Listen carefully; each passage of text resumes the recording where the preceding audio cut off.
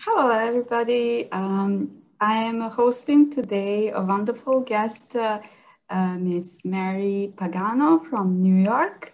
It's a pleasure to have you here. Welcome. Thank you. I'm happy to be here. I'm actually in Miami right now, so I'm missing Oh, the snow, but wow. that's okay. How is Miami? How is Florida? I miss Oh, it's Florida. really nice. I got to tell you, if I didn't have the sun and the ocean to look at every day, I know I'd be miserable. So I'm really grateful to be here. So Yes, yeah, yes, I understand. Well, New York is, I guess, buried with snow, yeah. Oh yeah. Yep. just like Kentucky. Yes. Yeah.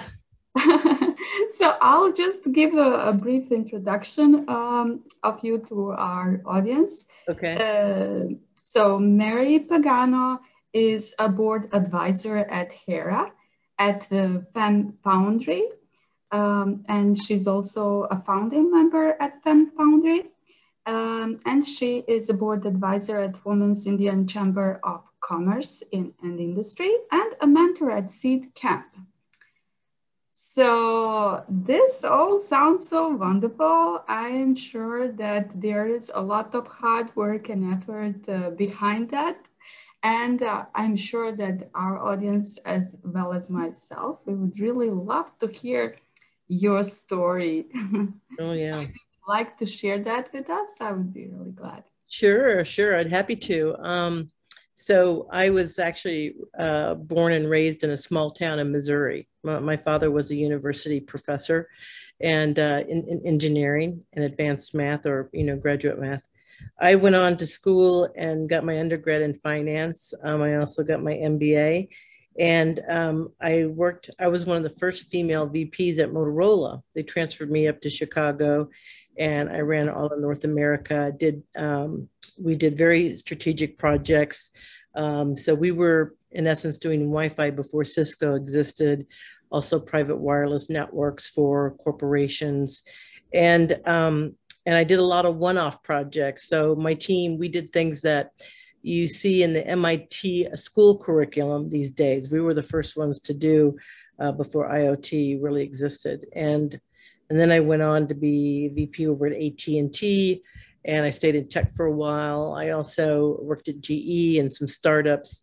So for many years, I was the only woman in the room in regards to leading a team. And my team's revenue was anywhere from 100 million to 1 billion. So I did a lot of really interesting mobility software, all that tech stuff for years. And I have the 10,000 razor blade cuts from all my Oh my adventures. God. Like when you're in a meeting and you come up with an idea and nobody says anything until 30 minutes later, a man repeats your idea and then all of a sudden it's Yes, I that's can what, only imagine. oh yes. I mean, Yeah. it was very tough. It was very tough, but I think because I was very competitive as a kid and in sports, I kind of thrived on it a little bit, but I made a lot of mistakes. I also was also very focused to make sure that 50% of my team had women on it. I felt very strongly about mentoring women and bringing them up through the organization. I helped a lot of women outside of my immediate responsibility, both within the company and outside the company. I've always been an open networker. I strongly believe that you can learn from anybody, anywhere in any industry. And I think some of my best training was from my 5-year-old niece. So, the thing is that you just have to stay in the moment and just be very aware of your environment and the conversations that you have and just really listen. Um, I think things have come quite a ways for women, but not as far as I'd like to see them go, right? I mean, obviously, Yes. there's not enough women on boards, there's not enough women in decision making roles. And so for me, I'm all about female empowerment. I mean, I want to uplift the women all over the world. And so that's kind of what my focus is now. But I can tell you that, my school of hard knocks was a great education. And although my colleagues were always giving the better opportunities, mine were not so easy. but I think it made me smarter and better and more talented at the end of the day. So whatever that you're doing here, if you stay focused on what you love, it will take you to this other place that all those things that you went through, you can see this is. Yes. And they are leading us to somewhere where we are supposed to be, actually. Actually, yes. And so I spent a good, majority of my career in tech. I loved it. I thrived on it. I worked with a lot of VCs. I worked with a lot of angel investors. I also, worked with a lot of startups throughout my years. And so now my focus is, I'm doing angel investing now myself. I'm also on several boards, but my two favorite boards, and actually I invested in one of them. My two favorite boards are Hera, which is a nonprofit. And my girlfriend was the CEO of NetJets, and she sold her company to Warren Buffett and decided to get into nonprofit. And so they have the Family Foundation, which is Mapuri Foundation, and they've just announced a new bottle replacement that's basically, turns into fish food and hummus for the land. So they're in the prospects of rolling that out.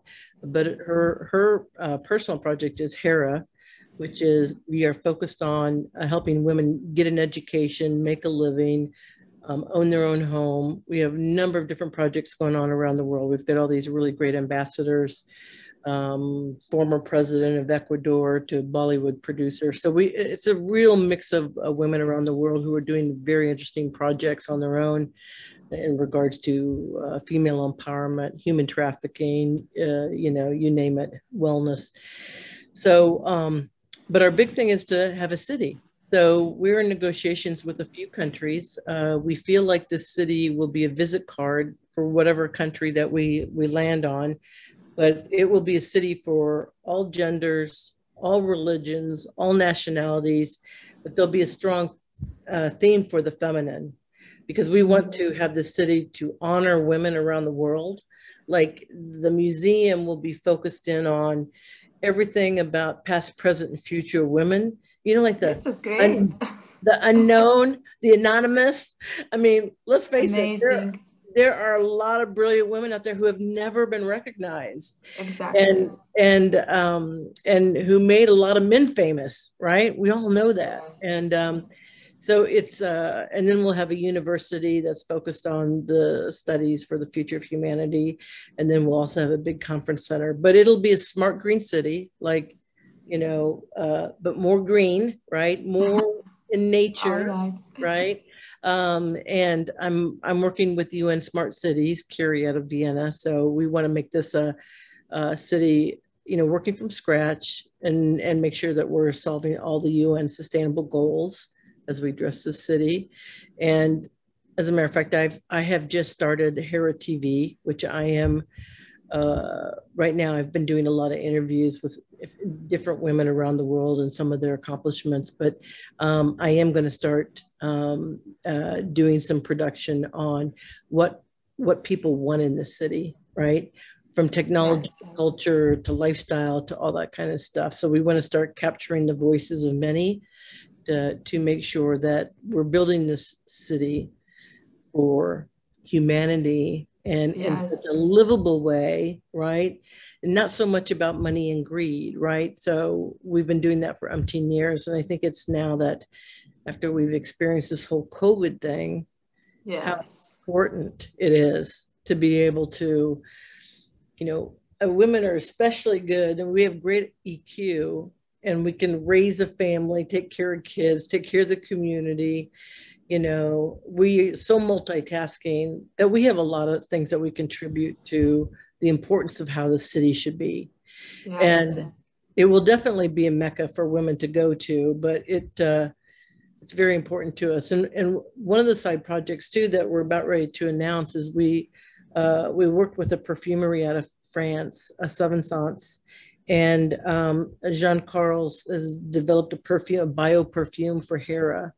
And we're going to be selling this perfume, and then all the proceeds go to all the Hera projects that women are doing around the world. So we're very excited about that. And because we feel like you know, women shouldn't have to depend on government funding or, you know, beg, borrow, and steal. And so we feel like women should support women.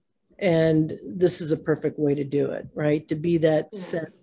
for women around the world that, you know, if you think about it, we're 51% of the global population. Yes. We're nowhere near, you know, Right. 2% Right. at the table and all these other, you know, and, and, and if you look back at all the countries that are run by women, they've Mm-hmm. actually gotten through the COVID better. I mean, Yes. that has, Right. that has been, Right, right. Well, actually, my next question was, how do you see, how does this whole COVID situation impact your projects and let's say this particular project of Hera? I mean, I know yeah, it's not actually, it's yeah, not no, actually going in the right direction. So yeah, no, it's, we all need to adapt. yeah. So, you know, and actually I have to tell you, I think that the amount of work that I've gotten done in the past year on Hera has been phenomenal. And quite frankly, you know, Zoom has gotten me into so many places around the world that I didn't need to travel to have a meeting. Yes. And so, and people are much more available and, you know, and interested in doing things that help humanity and the planet, because we've all been spanked on the bottom and sent back to our room to think about. Really, I think Mother Nature said, whoa, you know, you guys, you're Yes, not on yes. track, right? So I think that is a brilliant opportunity, and we took advantage of it. As far as the land, I mean, we've got a couple of countries we're negotiating with right now: France, India, and Morocco. But yeah, we haven't physically, like for instance, we know the land in Morocco. We've been there. We've looked at it. The land in India, we have not. So it has kind of held us back a bit, you know, in regards to the land. But I think it's going to move quite quickly. We've already Yes. had investors who are interested in investing in Harris City.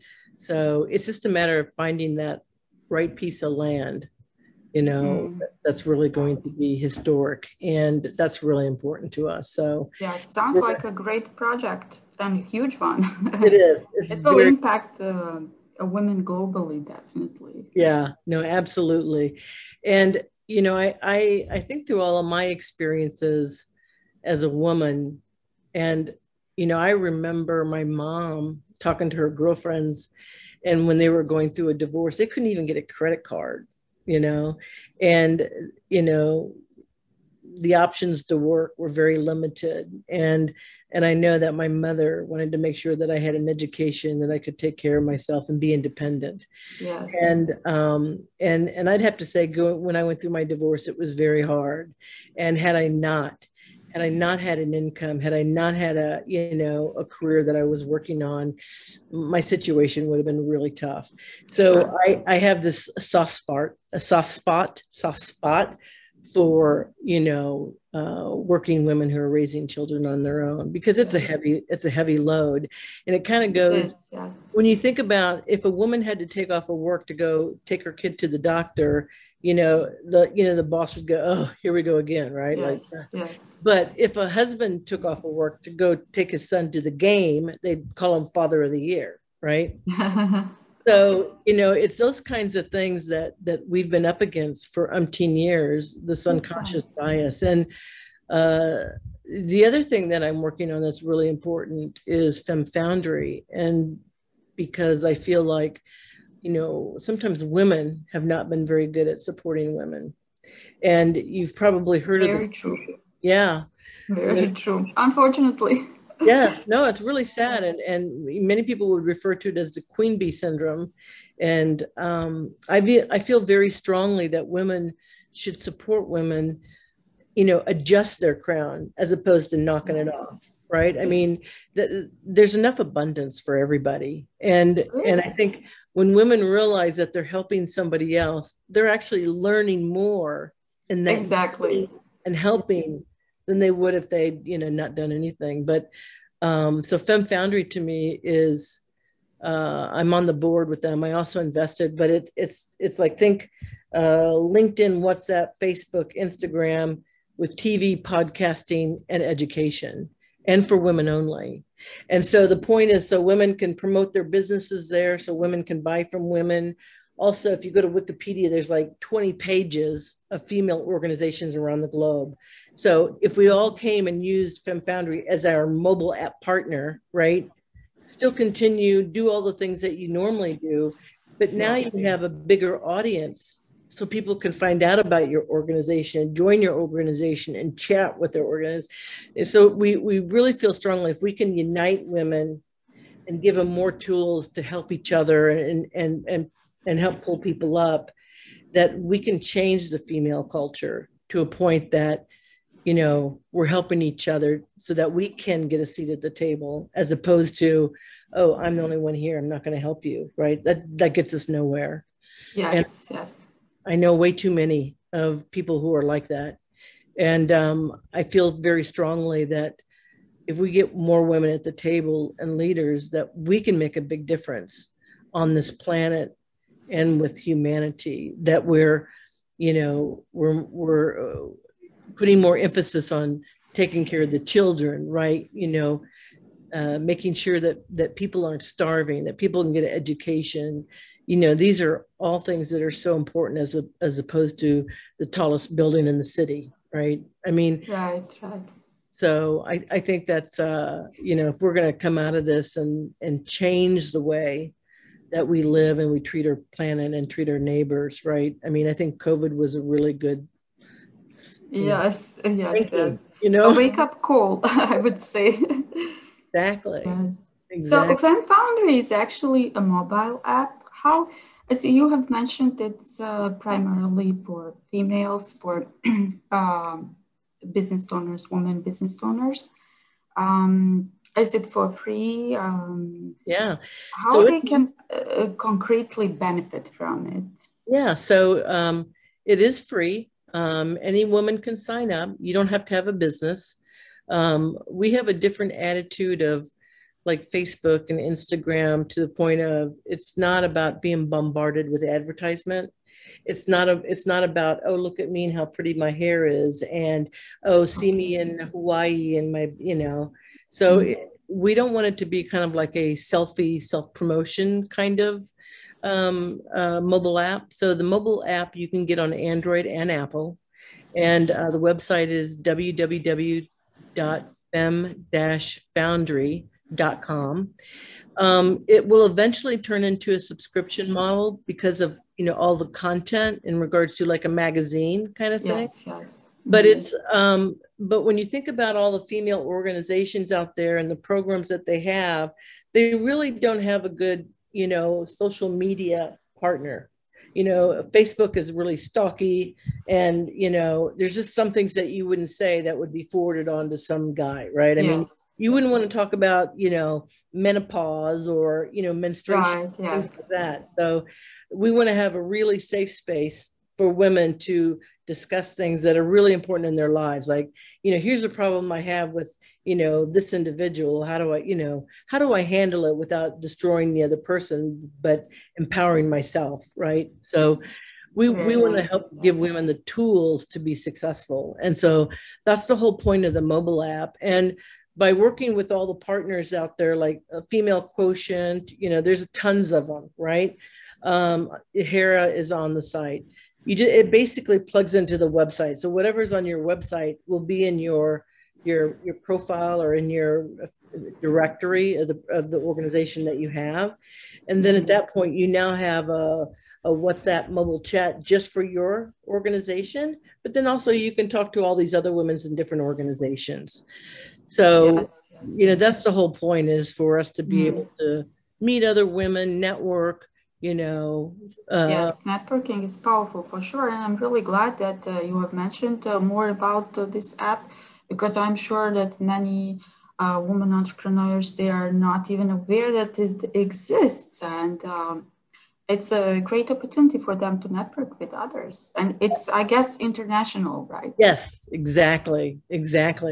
So, yeah. And I'm so excited about it because, well, also too, I created Hera TV, and so I'm putting the TV also on Fem Foundry as well. So sharing that, I wanted a mobile partner for my TV content, and actually, I was working both of them individually because it falls in line with what sings to my heart, and then all of a sudden I thought, oh, they should be partners. Right. And so we're actually promoting Fem Foundry on the Hera website. So, and Hera is at, our website is www.heracity.org. So we're a complete nonprofit. Everybody volunteers at Hera. We've got some amazing women in the organization and men. So it's, you know, we want to make sure that we're not excluding men by any chance. And also men can sign on to Fem Foundry, although they might find the content not very interesting, and you know, but we don't necessarily want to exclude them, but you know. Yes, I understand. So Mary, I was wondering, how do you see this 2021? How do you see this year? Well, business wisely. Oh, business wise or COVID wise? Yes. Both? Business wisely, taking into consideration that it's COVID still on, yeah. Yeah, I think it will. I think we'll still be in this environment for another 6 months, you know, where we'll still have a lockdown. I think until more people get the vaccination, with these variants coming in, you know, I think there's question as to whether or not some of these vaccines will cover like all the variants that are coming out. So I think we'll probably be here for at least another 6 months, if not longer. And I'm wrapping my head around that, right? So, you know, I'm creating a healthier lifestyle for myself in regards to how I live. This is a great opportunity to start creating new habits, actually, sustainable habits, quite frankly. And as far as our business environment and for Hera and for Fem Foundry, we're, you know, COVID really isn't stopping us. I mean, the fact that we're doing tons of Zoom meetings. We're doing it in groups. I mean, I mean, I must be on like 4 to 5 Zoom meetings a day. And I'm actually trying to reduce it a little bit because, you know, sometimes the digital, you know, it affects us definitely. Yeah. It really does. And I don't know, I wake up and I got 300 text messages before I wake up in the morning. So, you know, I have to first look at what's urgent and try to address that and then go do the things that really. It's consuming us, definitely. And it's affecting our mental health. Many people are struggling with mental health issues. Like whether we want to admit it or not, it has affected, I mean, all the situation that COVID has affected all of us. So some of us want to admit it, some not, but really a mental health issue is a rising issue nowadays. What would be your advice for it? Yeah, I get it. I get it. I used to, well, when I'm in Manhattan, one time I missed out on a whole summer because I was sick and I had 2 winters back to back.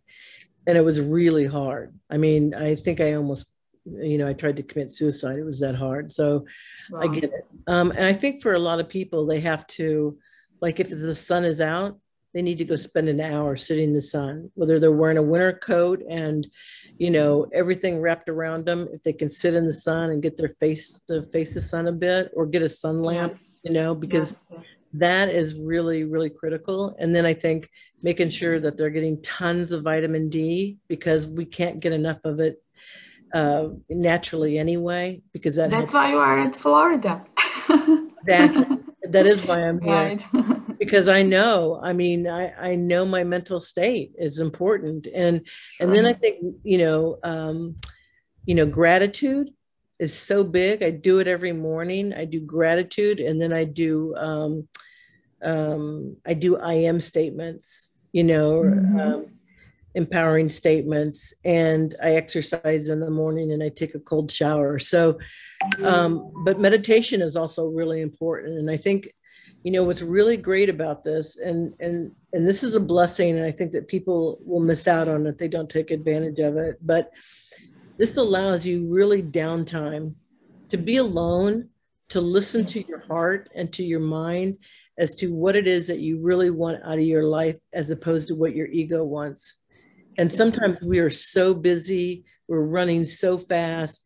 Our ego wants this, you know, got to have this, got to have that. And the next thing you know, you're in this little, you know, spin. Exactly. That you can't get out of. So Exactly. it is a real blessing for people if they embrace it. So. Yes. I can tell for on my behalf, I can hardly wait for the springtime to come. I'm a passionate cyclist. I'm a nature lover, and I totally agree with you. Nature is healing us, definitely, mentally especially. So that was great advice from your side. Yeah. So I also wanted to ask you. If you could do it all over again, what would you do differently? Oh, wow. Well, I think I wouldn't have gotten married as young as I did. I mean, I got married right out of college. And I don't think I knew enough about who I was and what I wanted to be choosing a life partner. So for me, I think that was, if there was anything I could change, it would be that.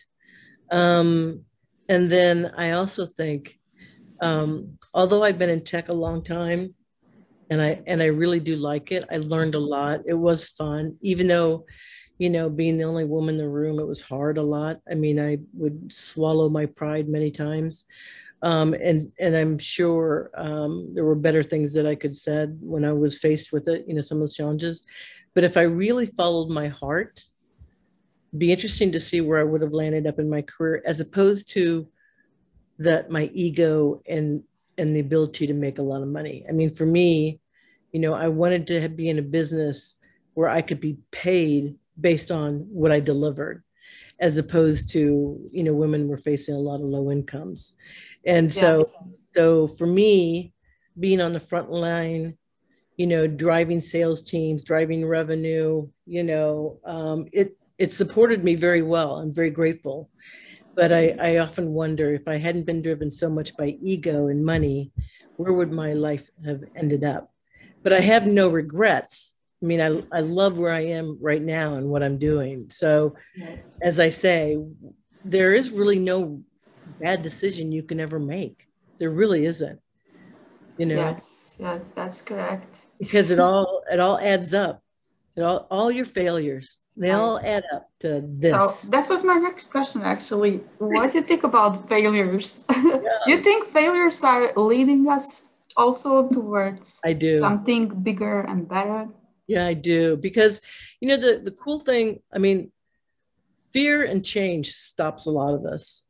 Fear and change stops a lot of us. And you know, I stayed in a marriage way too long, and I was afraid that I couldn't take care of myself. That held me back for a long time. And I should have, I mean, I know I could have left sooner, but that fear. So if we can overcome the fear and the change, because, you know, change is what makes your life exciting, doing different things, learning new things, you know. I mean, if you're doing the same thing over and over and day in and day out, after a while, you just become a dinosaur and you're not very excited about your life. And fear, I mean, or failure is like, I mean, look at Einstein, how many failures he had. I mean, a lot of very successful people had a lot of failures. And from every failure, you learn what not to do. And that gets you closer to what you can do and what you can succeed at. So, you know, don't be afraid of it. You know, embrace it, move on, say, okay, great. This didn't quite work out the way I wanted to, but I like this part of it. And then boom. Yes, that's true. That's true. And I believe as a mentor at Seedcamp, Yeah. you're still a mentor there, right? I believe you can give a lot of advices, good advices for the small business owners. I'm not sure whether Seedcamp is only focused on European market or it's global. But in any case, I would like to learn more about it, and I'm sure our audience would like to learn more about it as well. And I'm just guessing that they can benefit from it as well. Yeah, so you know what? The team at Seedcamp is really awesome. And I've been with them since early days. And they run a really good organization. They do have a primary focus on European companies, and they like the really early stage, right? So, they've had a lot of great successes. I think TransferWise has been really great, brilliant. I think UPath is on its way. So they do a really great job. And I recommend anybody who is at early stages to talk to them about, joining their program. So the thing about, go ahead. I'm sorry. I just wanted to make it clear for our audience, those who are not known with the Seed Camp. It's a nonprofit organization, right? Providing funding to the small. So they have investors. They have investors who invest in them that would invest in the startups. So, and I think one of the things I would recommend for some of these startups is just, be as lean as you possibly can. And sometimes people hire too many people before they really have a working model, and then they run out of cash. So I think, really being lean in their operations is important. And also, the biggest thing is to drive revenue as fast as you can, right? So, if you can put together a business model where you're driving revenue from day one, brilliant. And there's so many different, you could have multiple models in your business.